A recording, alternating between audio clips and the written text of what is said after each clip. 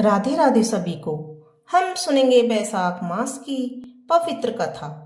पुराने जमाने में रतिदेव नाम का एक राजा था। उसके राज्य में एक ब्राह्मण रहता था जिसका नाम था धर्मकेतु। धर्मकेतु की दो पत्नियां थी। एक का नाम सुशीला था और दूसरी का नाम चंचल था। दोनों पत्नियों के विचारों और व्यवहार में बहुत अंतर था। सुशीला तो धार्मिक प्रवृत्ति की थी और व्रत उपवास पूजा अर्चना करती रहती थी।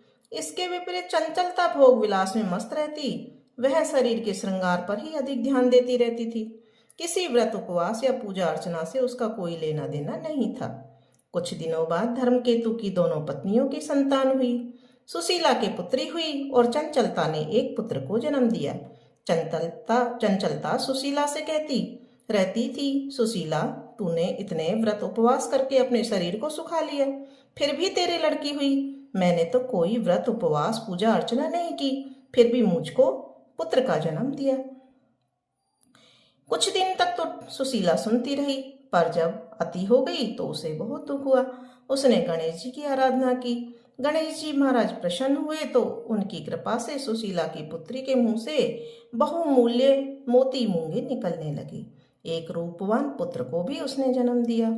सुशीला का ऐसा सौभाग्य जागा तो चंचलता के मन में जलन होने लगी। उसने सुशीला की बेटी को कुएं में गिरा दिया, पर सुशीला पर तो गणेश जी की कृपा थी। कुएं में गणेश जी ने सुशीला की कन्या की रक्षा की और वापस माता के पास भेज दिया। कन्या को जीवित देखकर चंचलता का मन उद्विग्न हो उठा। वह सोचने लगी कि जिसकी रक्षा स्वयं ईश्वर कर रहे हों उसे कौन मार सकता है।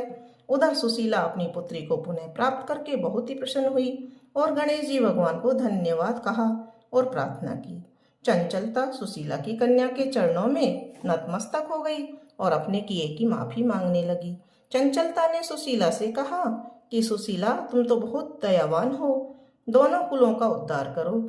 जिसकी रक्षा स्वयं भगवान करते हों उसका मनुष्य क्या बिगाड़ सकता है। इसके बाद चंचलता ने भी बैसाख मास के कृष्ण पक्ष की चतुर्थी तिथि का व्रत किया। गणेश जी की कृपा से दोनों परिवारों के बीच में सब सही हो गया। जिस पर गणेश जी की कृपा होती है उसके शत्रु भी मित्र बन जाते हैं। हे गणेश जी, फिर भगवान गणेश जी ने जिस प्रकार सुशीला की मदद की उसी तरह से वे सभी की मदद करते हैं। बोलो जय गणेश भगवान।